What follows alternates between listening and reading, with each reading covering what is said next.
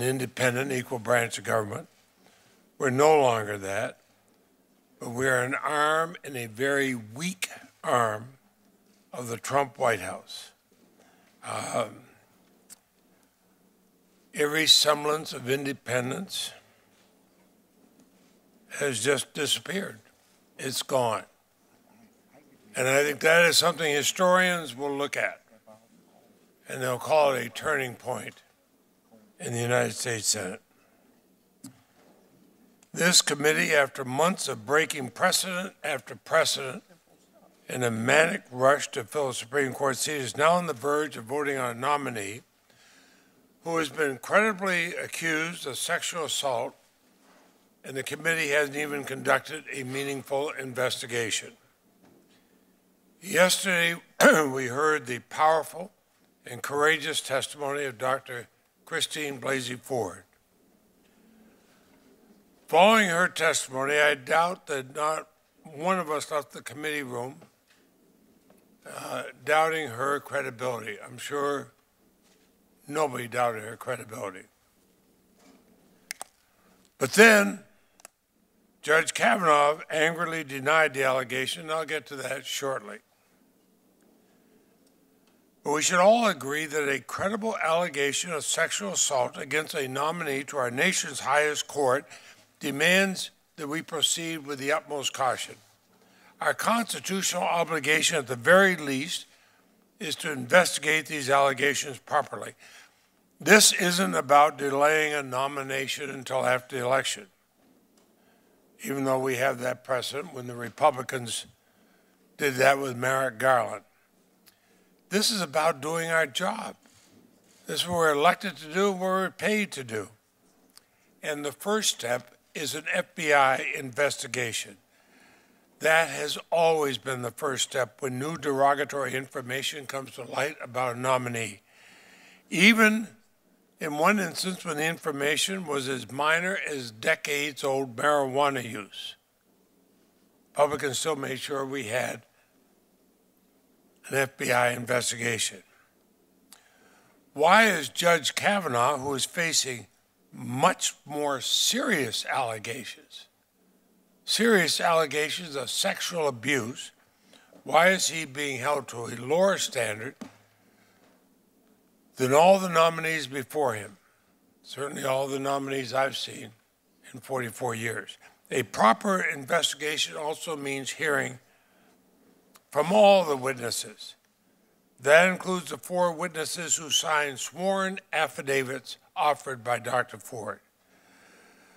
And most stunningly, this committee has refused to call the sole eyewitness to the alleged assault, Mark Judge.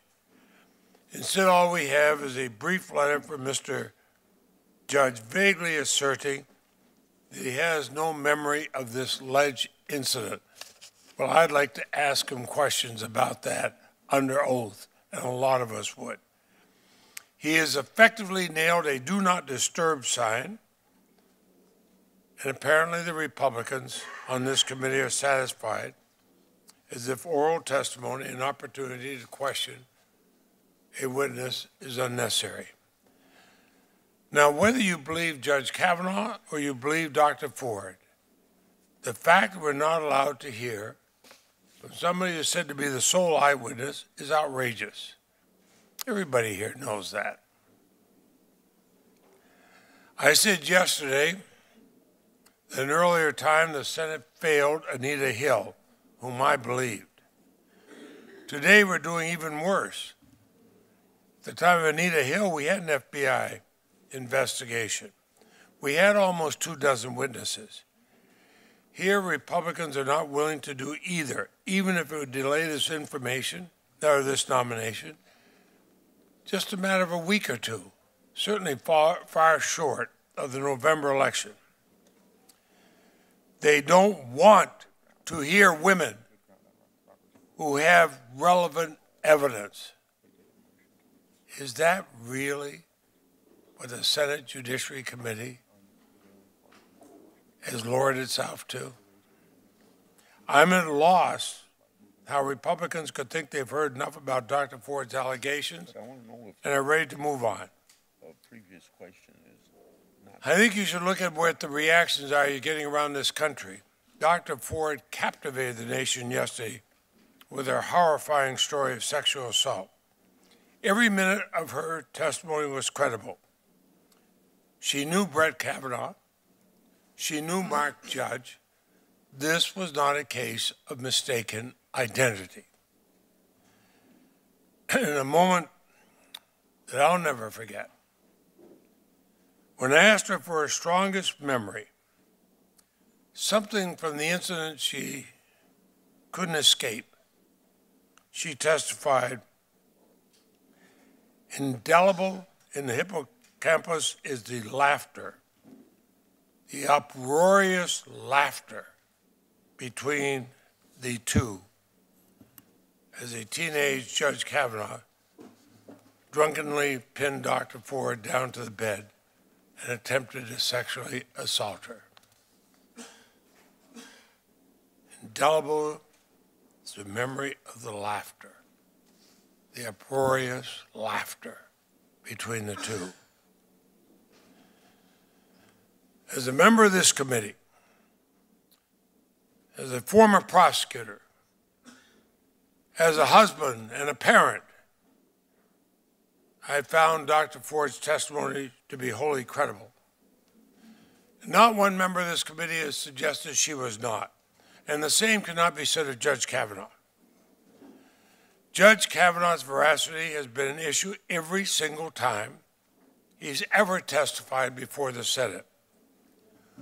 Whether it's repeatedly telling senators they had no role in vetting or working on various controversial Bush-era judicial nominees, something that turned out to be a blatant untruth, or whether it's testifying in response to more than 100 different questions from both Republican, half a dozen Republican and Democratic senators that he never received or believed he received obviously stolen materials from Democratic senators' computers. That was another blatant untruth. We found we could not depend on Judge Kavanaugh to tell the truth under oath. We only learned the truth years later. We only learned the truth of what he had said untruthfully, after we reviewed the small portion of his White House record that Chairman Grassley was willing to request for this nomination. Time and time again, when confronted under oath with questions about his involvement in Bush-era scandals or controversial matters, Judge Kavanaugh misled the Senate.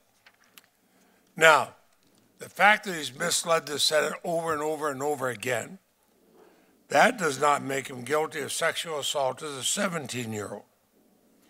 Nor does the fact that he minimized the heavy drinking in his youth and misrepresented the misogyny in his yearbook. But it does go to the heart of Judge Kavanaugh's truthfulness any time he's faced with potentially incriminating questions. Yesterday, Judge Kavanaugh falsely claimed over and over again that every other person Dr. Ford placed in the house said the assault didn't happen. That's just not true. And we know it's not. The only person who's claimed this incident didn't happen is Brett Kavanaugh. The others said they had no knowledge or memory of it, just as Dr. Ford assumed they would say, given that it was for them an ordinary night. And one of them even stated she believed Dr. Ford, which of course Judge Kavanaugh conveniently failed to acknowledge. Judge Kavanaugh's defiance and evasiveness, his vehement partisan attacks against members of this committee, in the face of powerful, incriminating testimony,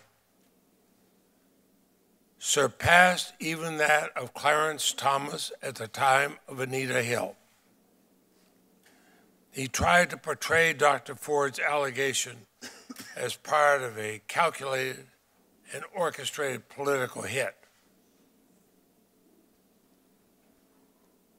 In my years as a prosecutor, I saw a lot of times when people try to blame the victim, not to own up to their own deeds.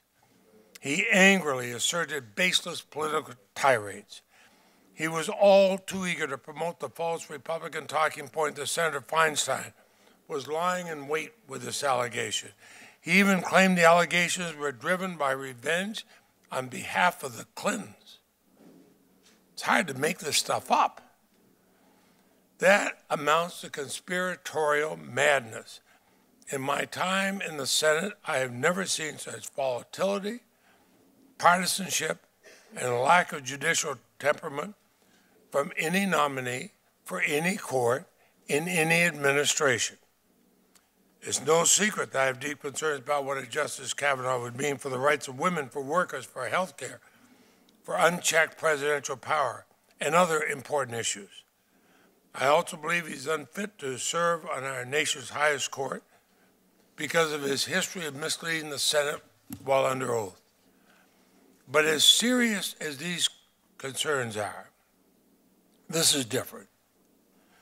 Voting to advance and ultimately confirm Judge Kavanaugh while he's under this dark cloud of suspicion will forever change the Senate and our nation's highest court.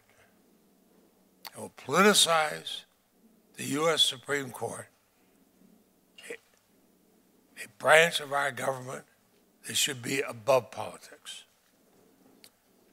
And for victims and survivors of sexual violence struggling with whether to come forward, the consequences may be even worse. Every one of us who has been a prosecutor has seen how hard it is sometimes for victims to come forth.